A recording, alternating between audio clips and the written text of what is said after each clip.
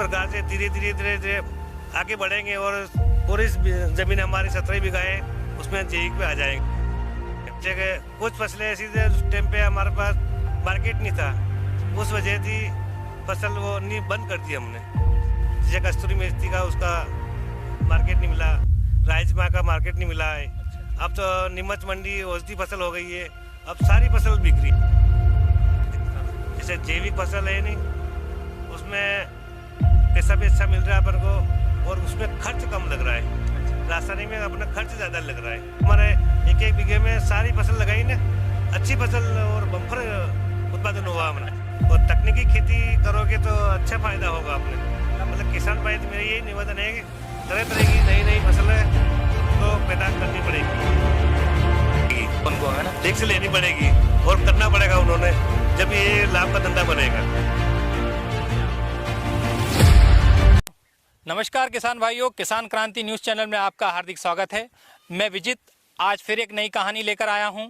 आज हम नीमच ज़िले के बड़कुआ गांव के किसान से मुलाकात करेंगे। इन किसान से यह जानेंगे कि किस तरह उन्होंने अपनी ज़मीन पर 22 से भी अधिक तरह की फसलों को बोया और उसका अच्छा उत्पादन लिया। क्या क्या उनको परेशानियां हुई, क्या क्या लाभ मिला, इन तमाम बातों पर विस्तार से चर्चा करेंगे। भाई साहब नमस्कार। मदन लाल जी, आपका हार्दिक स्वागत है किसान क्रांति न्यूज़ चैनल में। हम जानना चाहेंगे कि आपने 22 तरह की जो खेती की है, किस तरह से की है और क्या क्या परेशानी हुई, थोड़ा सा आप विस्तार से बताइए। जैसे हमने 22 तरह की फसल लगाई, 22-23 तरह की फसल लगाते हैं हर साल जी। जैसे कि कस्तूरी मेथी, राजमा, चिरायता, अनार का बगीचा था, प्लस रबी फसल में करते हैं हम। बारिश में 4-5 तरह की फसल करते हैं हम। कौन कौन सी करते हैं बारिश में? बारिश में जैसे अभी प्याज लगाया, मिर्ची लगाई, सोयाबीन, मक्का, उड़द, मूंगफली, ये 5-7 फसल बारिश की होती है। और रबी फसल में ज़्यादा फसल उत्पादन होता है, ज़्यादा फसल भी होती है।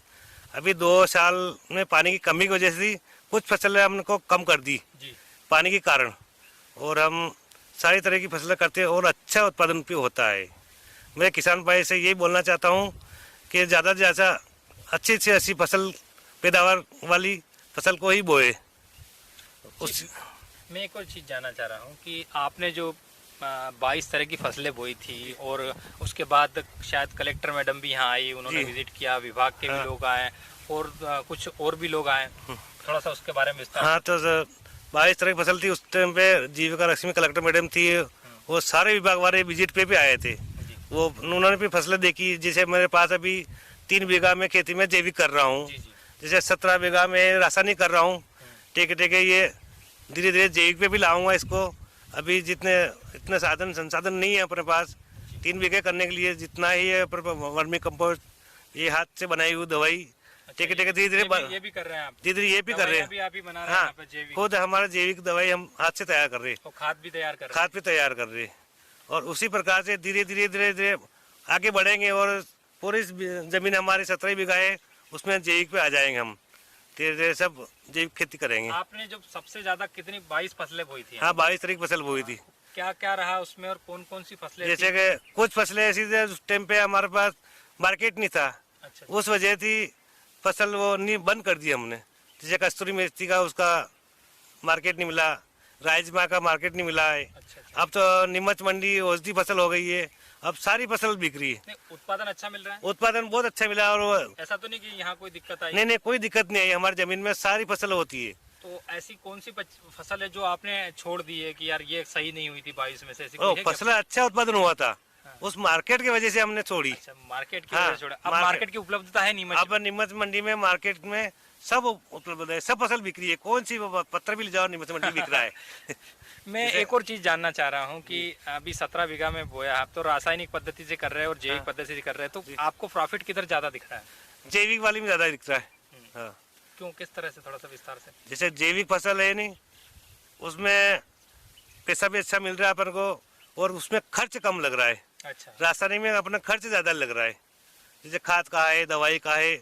और ये जैविक में एक गाय अपने घर की है, गोबर अपने घर का है, केचुआ वाला खाद बन रही है और दवाई हाथ से तैयार कर रहे हैं हम, डब्बे बड़े हुए इसमें तैयार कर रहे हैं। इसमें अपना बिल्कुल खर्च बच गया जैविक में। एक और चीज बताइए मुझे कि मैंने ऐसा सुना है, विभाग में भी गया था, कृषि विभाग में, तो उन्होंने मुझे बताया कि कई बार उनको कोई बाहर से किसानों का दल आता है या नीमच के किसानों को दल रहता है, तो वो आपके यहाँ विजिट करवाने लाते हैं। हाँ आते ना, बराबर किसान लोग विजिट पे आते हैं, पूरी बसें भी आती है। अच्छा, जैसे बाहर की टीम आती है, नीमच केवीके में जाती है, वहाँ से वैज्ञानिक लोग हमारे यहाँ भेज देते विजिट पे। और नीमच जिले के आसपास के मनासा तहसील, जावत तहसील की किसानों को भी विजिट पे भेजते हैं यहाँ पे। वो भी किसान देखने को लिए आते हैं, कहाँ के सारा देखने के लायक किसान भाइयों के लिए। अच्छा, किसान भाई आपसे पर्सनल भी संपर्क करते हैं क्या? हाँ, कि जैसे मतलब आप ये विजिट करने आ गए, ठीक है, लेकिन जैसे आज मैं विजिट करने आया और मुझे कुछ अच्छा लगा और अब मेरे दिमाग में आ रहा है कि मैं मदन लाल जी से बात करके कुछ सीख लूँ, तो आते हैं क्या ऐसे फोन वगैरह? हाँ फोन आते हैं ना, किसान लोग भी आते, बाहर से भी आते हैं ना, और आसपास गाँव लोग भी आते, अच्छा, वो देखने के लिए भी आते हैं और सलाह भी करते जान पे, जैसे अपना खेती किस प्रकार से आप कर रहे हैं, किस पद्धति कर रहे हैं, वो सारी जानकारी लेते हैं और हम जानकारी भी उनको देते हैं। इसी प्रकार से वो किसान भाई भी करने लगे। भी एक चीज़ और बताइए कि आप इतने समय से ये जो खेती की नई नई तकनीकी अपना रहे हैं, तो इसको लेकर ग्रामीण क्या सोचते रहे हैं? जैसे अब शुरू में ग्रामीण लोगों ने मतलब सोचते हैं कि ये क्या करेगा अब, पर हम किसान भाई से मैं ये सलाह देता हूँ, हमारे अधिकारी लोग हैं नहीं, कृषि विभाग और आत्मा वाले, वो समय समय में हम अगर जानकारी देते हैं और उसी प्रकार से हम खेती करते हैं, तो आज हमारी खेती अच्छी बढ़िया हो रही है। नहीं, 22 आपने 20 बीघे जमीन में 22 तरह की फसलों को उगाया, उपज को पाया, तो इसको लेकर कुछ लोगों को नहीं लगा कि यार कैसे कर दिया, एक बीघे में ऐसे हाँ तो... कर दिया।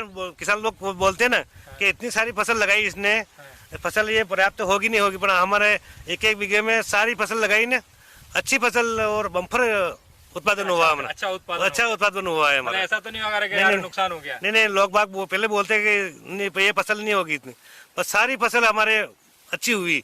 अभी वर्तमान में आपने क्या क्या बो रखा है? अभी वर्तमान में जैसे सोयाबीन लगाई, प्याज की कणी तैयार कर रखी है, मिर्ची लगा रखी है, जामफर का बगीचा लगाया हुआ है, ये अभी एक फसल कर रहे हैं हम अभी। इसके बाद बारिश के बाद जैसे ठंड शुरू होगी तो किस तरह का उत्पादन लेंगे? बहुत से लोगों के पास अपने यहाँ एक कल्चर है कि अफीम का पट्टा होना, आपके पास अफीम का पट्टा है ना? अच्छा है, तो अफीम भी लेते हैं आप? हाँ, तो उसके अलावा और कौन कौन सी फसलें लेंगे आप भविष्य में? आप भविष्य में जैसे अभी अब अपन को बारिश में मालूम पड़ेगी पानी कितना पड़ा है, अपना पर्याप्त पानी होगा तो अपन पर्याप्त फसल लगा सकते हैं। अगर पानी की कमी की वजह से पूरी फसल नहीं लगा पाएंगे अपन। अगर पानी पर्याप्त हो गया तो हम पर्याप्त फसल करेंगे। नहीं तो अब की बार क्या 22 की 23 होंगी कि कम भी हो सकती है? ज्यादा भी बढ़ सकती है। अच्छा, ज्यादा भी बढ़ सकती है। क्या इस साल अजकन पे लगा रहे हैं हम रबी फसल में, तो इस साल काल मेघ भी लगाएंगे और अक्कर करा की फसल नहीं है वो भी लगाएंगे। औषधि फसलें? हाँ, औषधि फसल है। अपना जो क्लाइमेट है मतलब नीमच जिले का, मंदसौर जिले का, तो ये इसको सूट कर रहा है? हाँ सूट कर रहा है, बराबर सूट कर रहा है। ऐसा तो नहीं फसल को कोई नुकसान? नहीं, अभी तक हमारे यहाँ नीमच जिले में जितनी भी फसल बोई है ना, सारी फसल पर्याप्त हो रही है। और दूसरे जो किसान है बाहर के, नीमच मंदसौर में तो एक खासियत है कि यहाँ के जो किसान हैं वो मेहनत भी खूब करता है। हालांकि सभी किसान मेहनत करते हैं, लेकिन वहाँ का जो क्लाइमेट है एक तो वो होता है, दूसरा क्या होता है कि मैंने ये देखा है कि आमतौर पर किसान रिस्क लेना नहीं चाहता कि अपनी खेती जो चल रहा है वो चलने दो, उससे हट के काम नहीं करना चाहता है। पर रिस्क लेना चाहिए कि नहीं चाहिए? रिस्क लेना चाहिए ना, परंपरागत की वह खेती करे, वो कोई किसान भाई गेहूँ चना करे, और तकनीकी खेती करोगे तो अच्छा फायदा होगा अपने। मतलब किसान भाई तो मेरा यही निवेदन है कि तरह तरह की नई फसलें आपको पैदा करनी पड़ेगी, जब ये अपना फायदा होगा। मतलब किसान यदि चाहे तो खेती को लाभ का धंधा बना सकता है किसान भाई, बशर्ते उसको जिस तरह पड़ेगा। व्यवसाय में आदमी रिस्क लेता है उस तरह से रिस्क लेनी पड़ेगी, मतलब उनको, है ना? रिस्क लेनी पड़ेगी और करना पड़ेगा उन्होंने, जब ये लाभ का धंधा बनेगा। मदन जी, आपका बहुत बहुत स्वागत है। जी सर, नमस्कार। आपने आपका अमूल्य समय दिया और किसान भाइयों के लिए मार्गदर्शन दिया, और इसी तरह आप आगे भी सफल होते रहें और एक मिसाल बने किसानों के लिए, ताकि किसान भाई और प्रेरित होकर खेती की तरफ आकर्षित हो। जो नई किसान भाई से कि ये तकनीकी खेती अपनाओ और लाभ का धंधा बनाओ। जी, मेरा भी यही कहना है कि जो नई जनरेशन है वो ये सोचती है कि खेती बाती छोड़कर नौकरी व्यवसाय में जा रहे हैं। खेती भी लाभ का धंधा है, बशर्ते मदन लाल जी जैसे हौसले की और उमंग की ज़रूरत है, जो इस खेती को भी लाभ का धंधा बनाने के लिए दिन रात जुटे हुए हैं और नई तकनीकी के माध्यम से खेती को और बेहतर बनाने का प्रयास कर रहे हैं।